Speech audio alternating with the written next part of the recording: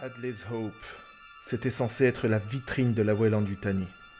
Située sur la planète LV426, la colonie fut établie vers la décennie 2150.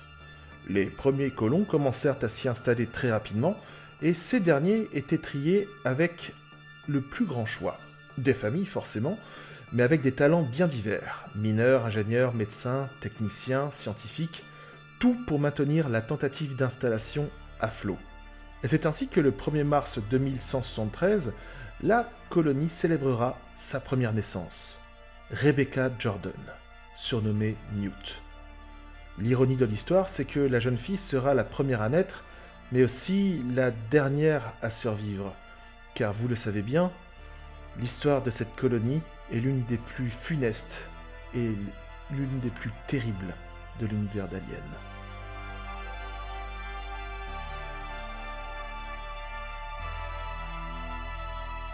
Sous requête de la compagnie, et plus spécifiquement de Burke, les colons explorèrent le vaisseau abandonné contenant les milliers de voomorphes. La famille Jordan, première sur les lieux, entreprit d'explorer l'impressionnant croiseur extraterrestre. Malheureusement, le père de Rebecca, Russ Jordan, se retrouvera infecté par un des facehuggers contenus dans le croiseur, et dans l'ignorance générale du danger, ce dernier fut ramené au sein de la colonie, placé sous observation médicale. Et l'engrenage fatal s'enclencha. Très vite, d'autres colons se rendirent sur les lieux sous les ordres de l'équipe scientifique et d'autres revinrent avec le sinistre masque de la mort sur leur visage. Lentement et sûrement, le piège se refermait sur les 158 colons d'Hadley's Hope. Le père de Newt fut le premier à succomber. Peu de temps après s'être réveillé, il fut confiné dans l'aile médicale de la colonie. La petite Newt et son frère Tim, au courant de la bonne nouvelle, se rendirent en catimini par le biais des ventilations dans la chambre d'observation. Mais destin cruel, les enfants assistèrent à la naissance du monstre que portait leur père. L'équipe scientifique de la colonie tenta tant bien que mal de retirer certains spécimens, mais sans parvenir à sauver les malheureux hôtes. En effet, une dizaine de malheureux colons périrent pendant ces opérations.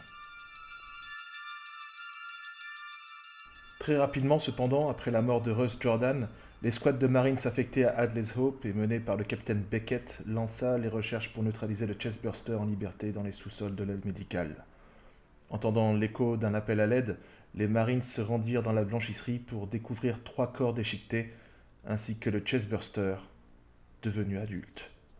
Malgré leur expérience et leur professionnalisme, l'organisme parfait parvint à s'échapper, laissant 3 autres colons morts.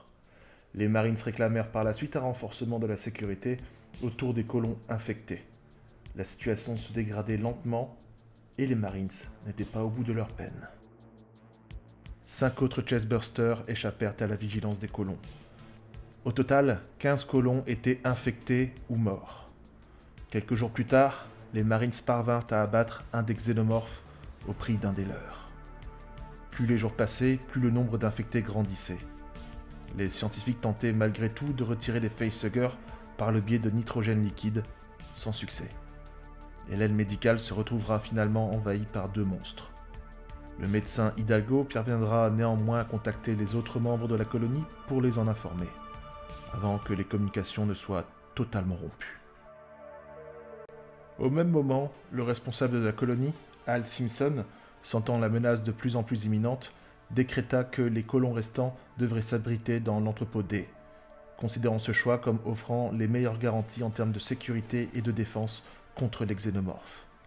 Après avoir envoyé un appel de détresse, les colons se barricadèrent, soudant portes et conduits de l'entrepôt dans une manœuvre désespérée de retarder l'inévitable. L'un des techniciens de la colonie parvint à localiser les colons manquants. Il apparaît que les malheureux étaient rassemblés sous la chaufferie du condensateur d'atmosphère. Très vite, les Marines survivants constituèrent 2 équipes. Alpha, qui aura pour mission de partir secourir les colons capturés par les aliens, et Bravo, qui aura pour mission de patrouiller et protéger le refuge des survivants.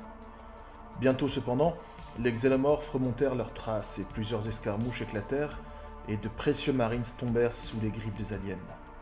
L'un des Marines survivants de l'équipe Beta eut cependant le temps de constater que l'une des barricades de fortune avait été forcée par les xénomorphes, prouvant que ces monstres connaissait parfaitement la position des derniers colons d'Adley's Hope.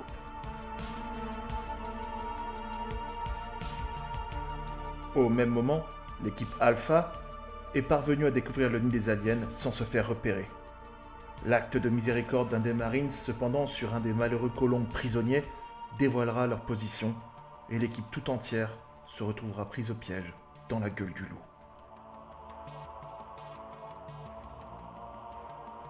Sans nouvelles de la première équipe, les Marines survivants de la deuxième décidèrent d'évacuer une nouvelle fois les colons dans une manœuvre désespérée vers un nouvel entrepôt, censé être plus éloigné du nid. Malheureusement, certains colons refusèrent de quitter l'entrepôt D. La première moitié alors évacuera tout de même sous la protection des derniers Marines vers un nouveau refuge. Pendant leur exode, ils purent entendre l'écho des hurlements, les sifflements des xénomorphes et la fusillade des colons réfractaires. Les colons décidèrent à la hâte de barricader une nouvelle fois leur nouveau refuge, entendant la horde se rapprocher inexorablement. La petite Newt pouvait les entendre aussi, et elle assistera au dernier carré des colons d'Adley's Hope. La barricade de fortune fut facilement renversée par les xénomorphes, qui se déversèrent dans un déluge de griffes chitineuses sur les malheureux humains. La mère de Newt prendra la décision de cacher sa fille dans un des conduits de ventilation, trop petit pour un adulte humain et pour un alien. Ces conduits, ironie de l'histoire encore une fois, constituaient les terrains de jeu préférés de Newt et de son frère. Et ces conduits se révéleront être son salut.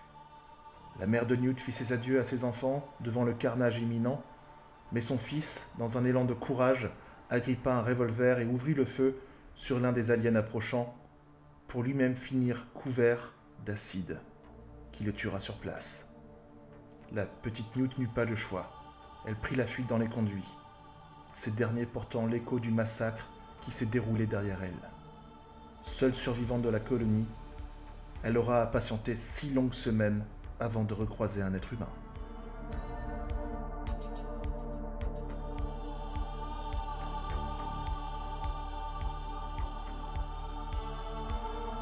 Bien voilà les petits calamars, c'est la fin de cette vidéo. Je tenais à vous faire une petite vidéo sur Adley's Hope, le massacre d'Adley's Hope.